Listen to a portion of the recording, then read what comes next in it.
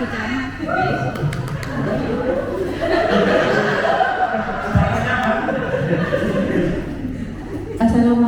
warahmatullahi wabarakatuh. Waalaikumsalam warahmatullahi wabarakatuh.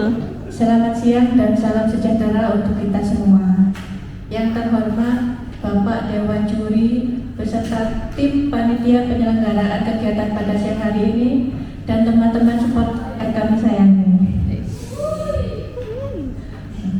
Perkenalkan, kami perwakilan dari tim Babrik Bangda bidang Rendalab. Yang pertama ada Bapak Aditya Adnyana. Monggo berdiri Bapak. Kemudian ada Ibu Nuraini, serta saya sendiri Erlin Sofiani. Pada kesempatan siang hari ini, izinkan kami memberikan paparan mengenai sistem informasi verifikasi usulan Probolinggo SIAS Selesai dengan mengusung tema transformasi proses bisnis pemerintah daerah yang akuntabel. SIAS Selesai ini merupakan salah satu dari usaha kami bersama untuk memperbaiki tata kelola pemerintah Kabupaten Probolinggo, khususnya difokuskan pada usulan aspirasi masyarakat maupun usulan pokok-pokok pikiran Dewan atau POKIR. Seperti yang kita ketahui, bahwa usulan aspirasi masyarakat maupun usulan POKIR itu memiliki peran yang sangat strategis dalam menjembatani kebutuhan masyarakat sehingga nanti diaplikasikan dalam pemberian kebijakan pembangunan daerah. Oleh karena itu, dengan adanya SIAS Selesai itu diharapkan kita bisa memastikan semua usulan yang diinput itu bisa diverifikasi secara tepat, akurat, transparan dan akuntabel melalui SIAS Selesai sehingga meminimalisir ketimpangan ataupun kesalahan serta meminimalisir usulan-usulan tidak sesuai dengan aturan yang berlaku.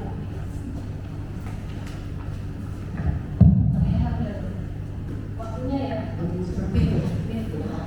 Bapak Ibu, kami bertiga saat ini memperkenalkan SIAS Selesai bukan hanya sekedar untuk meramaikan ajang inovasi daerah, tetapi juga merupakan uji publik dalam proses perencanaan tahun 2026 ini untuk usulan aspirasi masyarakat maupun usulan POKIR.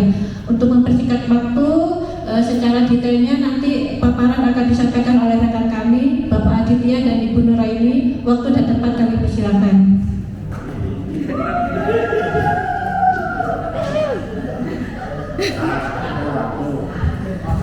Terima kasih. Assalamualaikum warahmatullahi wabarakatuh. Waalaikumsalam warahmatullahi Yang kami hormati seluruh dewan juri, kemudian panitia dan rekan-rekan semuanya.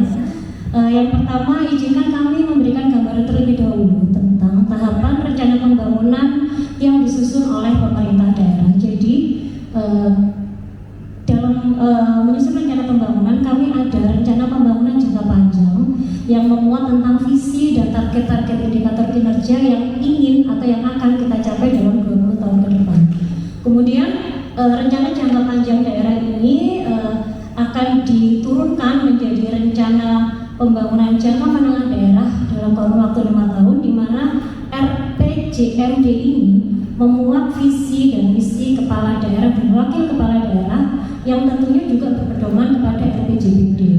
Selanjutnya, rencana pembangunan jangka menengah 5 tahun ini kita operasionalisasikan lagi ke dalam rencana kerja pemerintah daerah atau RKPD 1 tahunan, di mana di sini target-target kinerja kita lebih spesifik, terperinci, sehingga mempermudah kita untuk mencapai target-target kita di RPJMD 5 tahun maupun nantinya untuk jangka panjang 20 tahun.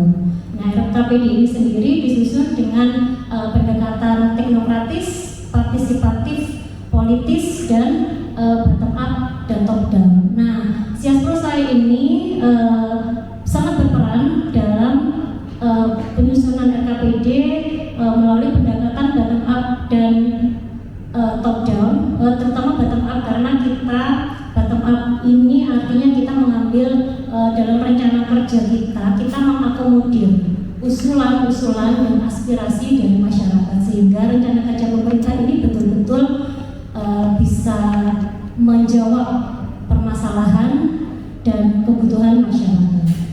Nah, gitu. Semua untuk saat ini semua proses perencanaan, penganggaran, penatausahaan maupun pelaporan bisa di input, dikerjakan dan dilaporkan melalui sistem informasi pemerintah daerah atau SIPD.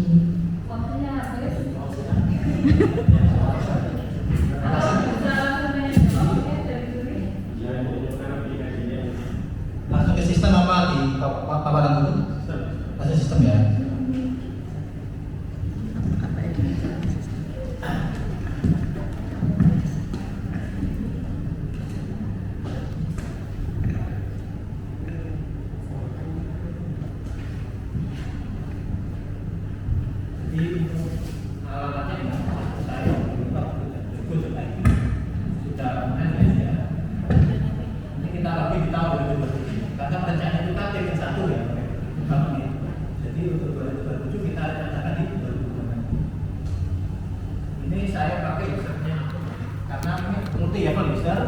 Ada admin, ada verifikator kecamatan, ada verifikator perangkat daerah, verifikator TABB. Terakhir.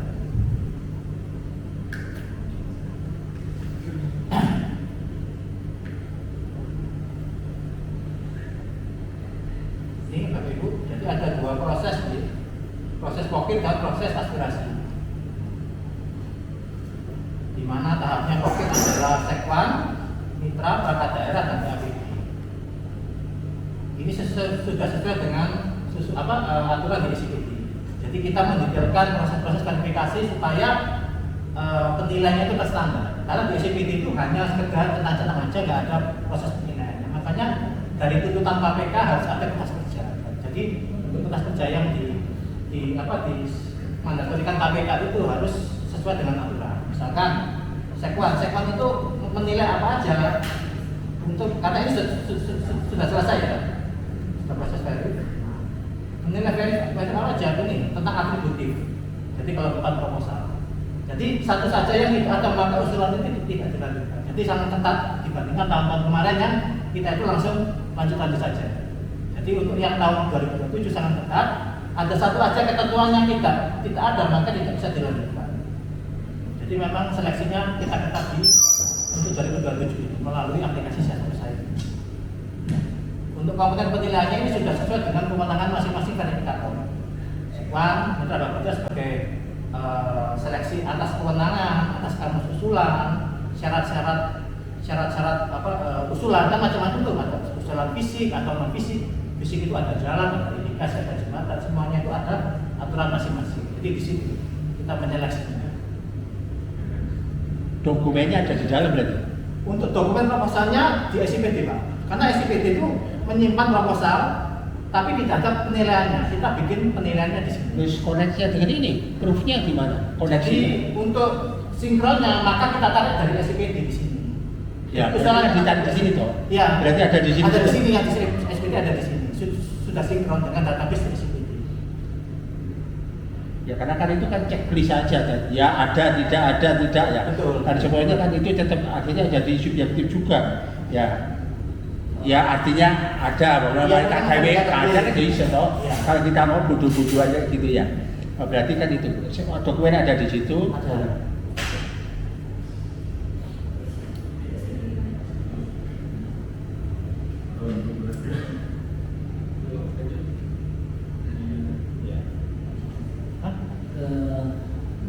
Sebenarnya yang diharapkan dengan aplikasinya. Jadi gini Pak,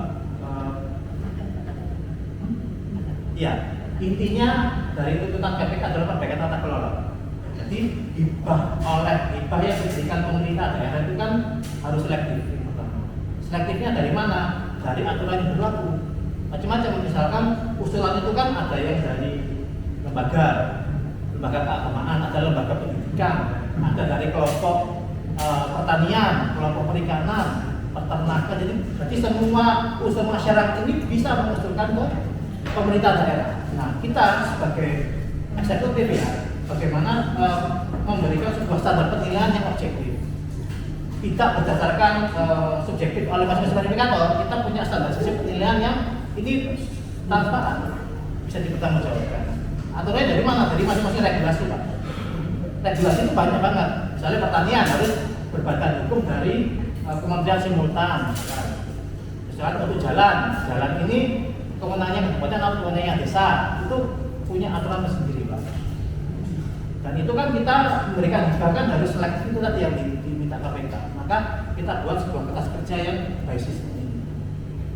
Hibah yang kita berikan ke masyarakat memang harus terselektif. Terus saya kira untuk mengetahui bahwa hibah yang lolos atau tidak lolos ada nggak kira-kira itu bisa dipastikan bahwa itu adalah memang real, objektif misalkan. Yang pertama seleksinya kan ada seleksi dari dokumen, Pak. Yang kedua tuntutan KPK adalah verifikasi lapangan.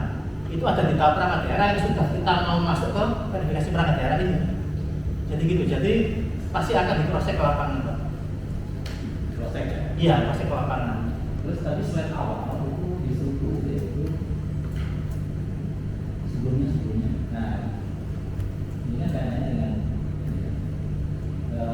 coba kaitkan logika pikir itu dengan yang saudara jelaskan tadi.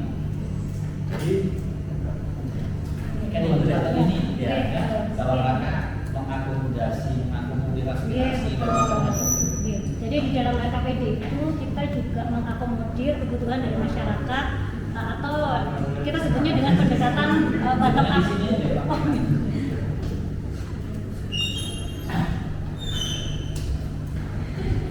Oke, kita menyebutnya dengan pendekatan bottom up. Jadi kita menerima usulan-usulan dari masyarakat. Sebenarnya usulan masyarakat itu jalurnya ada dua.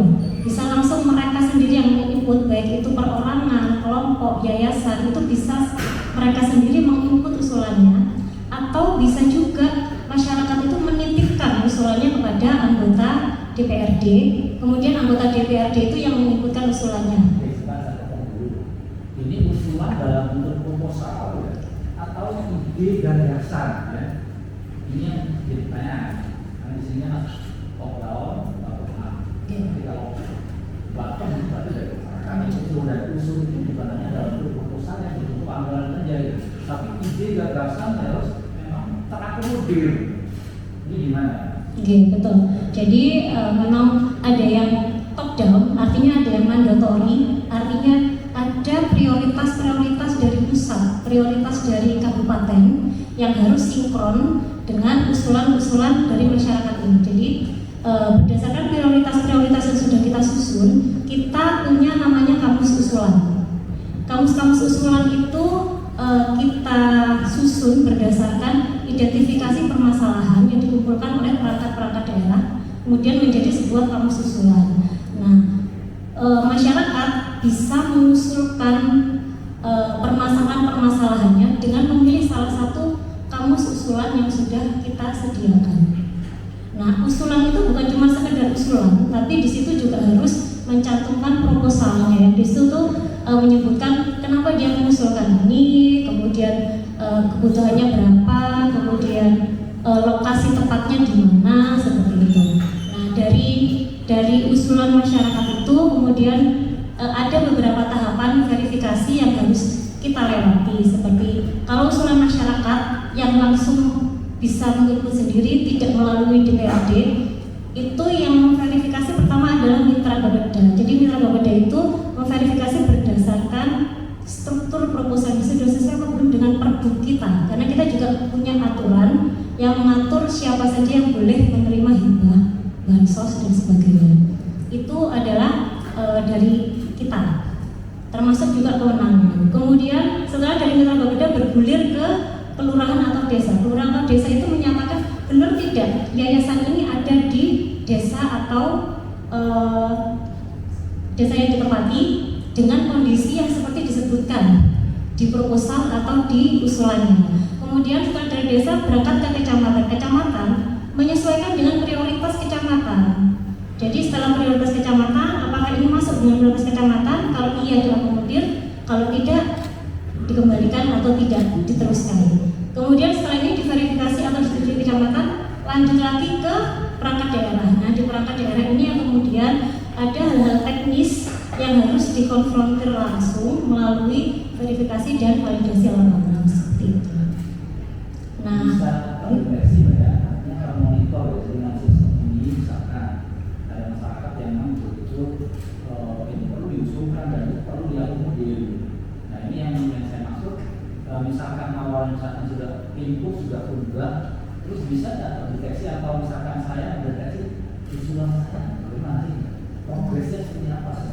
Oke Bapak, jadi SIPD ini, jadi merasakan yang input usulan melalui SIPD, mereka mempunyai akun masing-masing dan bisa mengetahui progres usulannya sampai mana. Jadi misalnya dikembalikan oleh siapa? Apakah oleh mitra, ataukah oleh kecamatan, ataukah oleh perangkat daerah dengan catatan rekomendasi yang harus dipenuhi. Jadi di situ misalnya kurang RAP kurang sesuai, maka nanti mereka bisa memperbaiki RAP.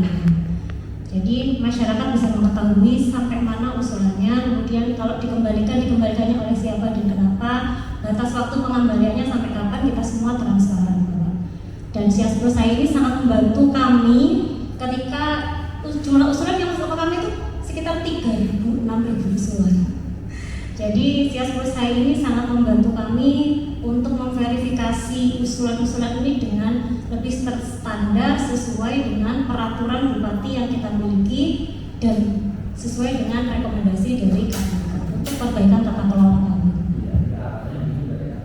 Artinya tidak ada kecenderungan, tidak ada tendensi ya, sehingga betul-betul realistis, logis dan mengakomodir semua kepentingan itu masuk begitu. Jika ada sistem ini memang harus sukses masuk sana semua. Oke Bapak, karena semua transparan. Jadi kalau misalnya proposalnya memang sudah benar, tidak ada alasan bagi kami untuk tidak mencentang itu. Jadi kalau misalnya tidak benar, ketika kita teruskan, pasti nanti tetap akan jadi temuan di tahapan berikutnya karena tetap harus ada centang-centangnya lagi. Kemudian apalagi verifikasi lapangan itu pasti nanti akan dikembalikan atau ditolak jika tidak sesuai.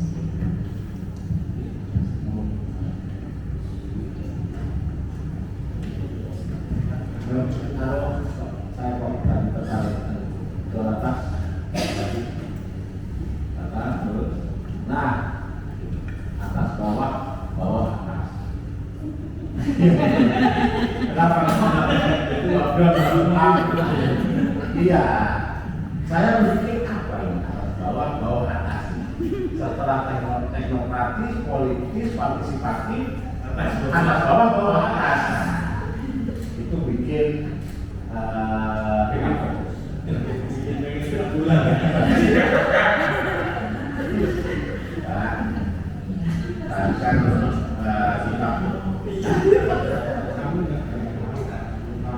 kita perlu lakukan proses di lapangan untuk melakukan validasi apakah benar apa asesmen kelengkapan yang kita verifikasi berdasarkan dokumen itu ya, dengan asesmen lapangan yang kita lakukan. Apa ada alat bantu teknologi yang pada saat kita menggunakan, misalkan mencontohkan bangunan sendiri, ternyata ini benar ini. Ada tidak alat bantu yang bisa dikenakan oleh asesor atau verifikator lapangan?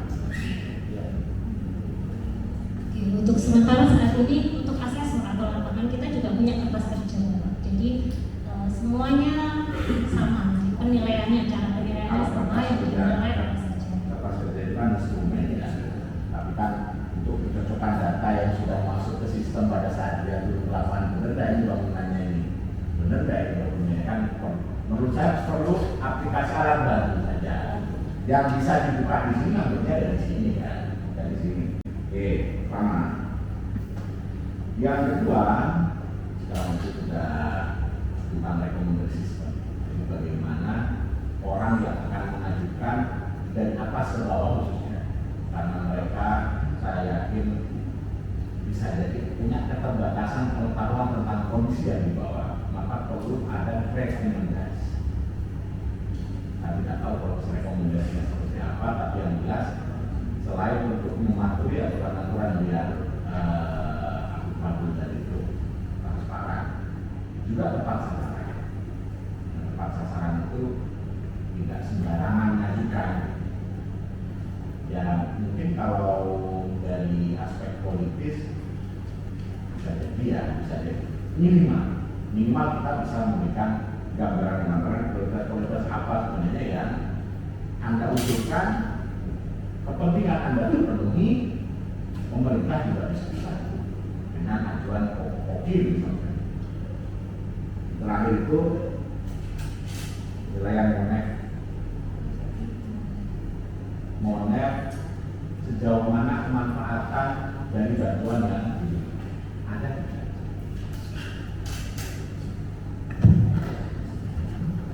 Di sini apa lain?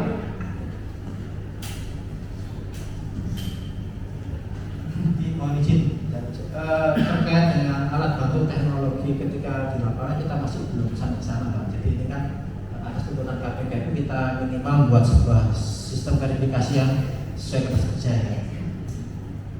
Ya, jadi kita memang rekomendasi itu dari KPK masing-masing mengajak dari KPK dulu. Nanti ketika ada masukan Bapak juri kita nanti bisa dengarkan. Kemudian ini Pak, yang paling krusial adalah banyaknya penerima hibah betul-betul kita itu nggak bisa mendeteksi karena di SIPing itu semuanya bisa masuk aja. Tapi kalau di sistem ini kita sebenarnya mencegah adanya penerima hibah betul-betul yang itu tidak secara aturan. Misalnya ada organisasi pondok A tahun ini ngajukan, tahun depan bisa ngajukan lagi, nggak bisa terdeteksi di situ. Artinya di sana ada kos yang dibayar oleh Pemda bisa lebih banyak. Maka di sini ada deteksi dini, di mana ini sudah terintegrasi dengan penerima hibah tahun sebelumnya. Kalau misalkan di sini dia pengusulnya siapa misalkan habis 6 bulan, ini nanti mengusulkan lagi, oh ternyata nggak bisa karena sudah menerima tahun ini. Jadi gitu. Kita di sini mencegah adanya penerima hibah betul-betul. Saya ingin dalam berarti ada aturan menerima tahun ini tidak bisa menerima tahun ini. Betul, aturannya seperti itu. Selama berapa tahun dia harus diparkir dulu. Jadi misalkan tapi dapat tahun depan nggak boleh, harus banyak lagi. Oh, kalau misalkan berdasarkan hasil monet, misalkan kita kasih ayam 1 ya, ayam 1 tahun ini, 1 tahun kita monet dari 40, dia butuh berapa? Di tahun berikutnya, apa tipe-tipe seperti ini memang tidak boleh secara aturan, atau boleh dirubah aturannya sehingga tidak boleh mendapatkan dengan hasil monet yang begitu. Maksud saya, kalau ini tidak dikasihkan dalam 1 tahun ini, maka tinggal 1 lagi ya tahun berikutnya. Kita kasih bantuan berupa ayam, bagus dia mengelola ayamnya. Di tahun berikutnya sudah jadi 41 ayam. Butuh kandang. Karena aturannya tidak boleh dia mau berikan tidak bisa ya. Makanya pentingnya monet. Maksud saya betul. Ya, memang itu kan menjadi evaluasi kami ya. Ketika dalam pemberian hibah itu kan memang harus selektif dan perlu ditekan lagi hibah ini adalah sebuah stimulus, bukan memberikan memberikan tiap tahun dikasih tapi hanya stimulus saja memberikan itu. Biar orang itu terpancing untuk bisa berkembang lebih bagus. Oh ayamnya sudah banyak, kok bisa dijual untuk dibawakan. Kan kita sudah memberikan ya, seperti itu. Hanya menstimulus saja hibah ini ya. Ya. Sehingga untuk ide mendigitalisasi tentang kerja bagus. Tapi kalau kemampuan dari inovasi ini kan memang tergantung dari supervisinya KPK ya. Ya betul. Dari situ. Kalau nanti supervisinya ada perubahan, tapi yang penting digitalisasi kerja kerja yang sudah diformat oleh KPK itu saya kira ya sangat bagus. Tapi nanti kita dampaknya kita belum bisa diukur karena ini masih baru tahun ini ya. Tahun ini Pak. Ya, jadi belum bisa dilihat secara maksimal dan bisa kita rasakan. Walaupun nanti kalau kemudian dari KPK itu dijadikan satu file project itu nanti baru ya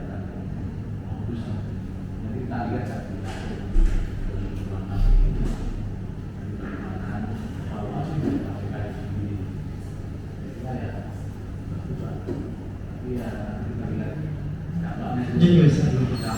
Ya. Ya, ini kan sekarang itu uji publik kan, Mas. Jadi kalau misalkan ini dalam proses perjalanan ada perbaikan, ya kita mengikuti. Poin-poin yang direkomendasikan oleh KPK seperti Kapan?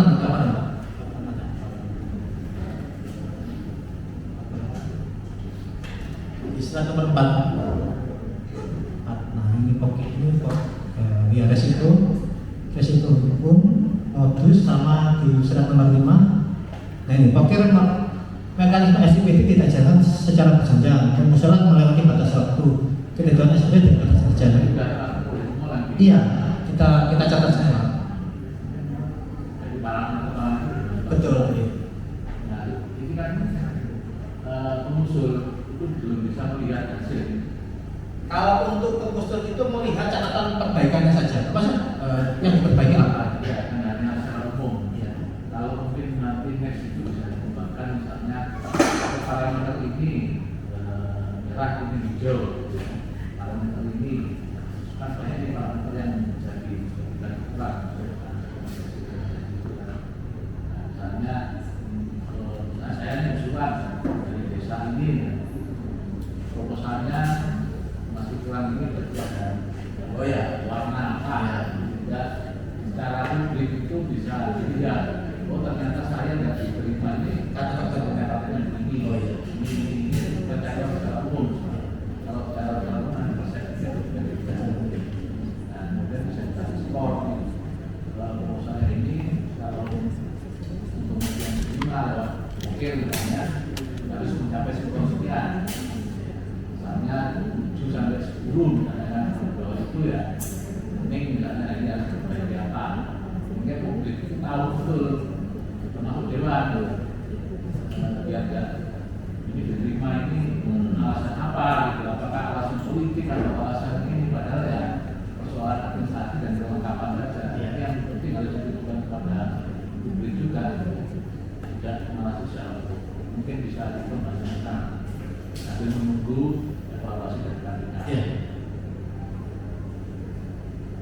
Mas, saya minta yang aplikasi tadi. Ya. Tuh. Yang isi.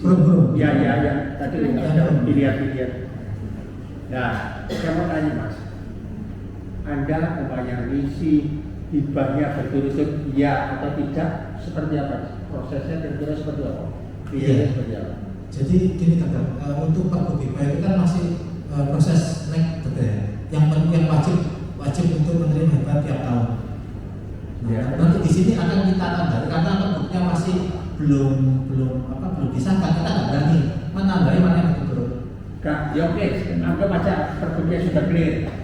Katakanlah, menerima hibah Pemda pada tahun sebelumnya, caranya ada nyusun iya, dasarnya kayak apa? Dasarnya apa? PMI, Palang Merah Indonesia misalnya, PMI.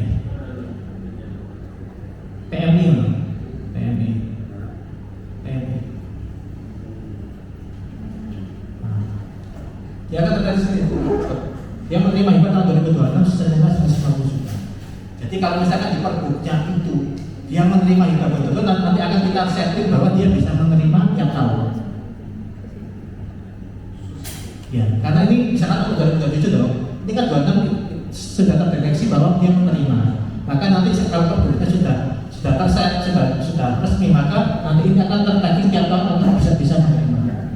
Yang saya ingin sebenarnya memastikan jawaban kayak hibah berturut-turut itu iya atau tidak itu sebenarnya terkonek dari data yang ada atau diisi secara manual ya. Nanti akan terkonek. Iya. Kalau manual saya berpikir wah ini cuma sebenarnya manual tapi digitalisasi. Nanti akan terkonek. Karena Pergubnya belum akan tetap gitu. Iya. Terkonek ya. Nanti akan terkonek. Bukan ada yang nyongkang ya. Dan nanti terkonek. Mana yang bisa tiap tahun, mana yang tidak. Kan bisa diset. Kan kalau nggak salah hanya 15 lembaga gitu. Jadi bisa kita setting di sini. Kurang lebih 15 lembaga yang bisa tiap tahun, 15 atau 16 lembaga yang tiap tahun bisa menerima hibah tertentu. Yang lainnya nggak boleh.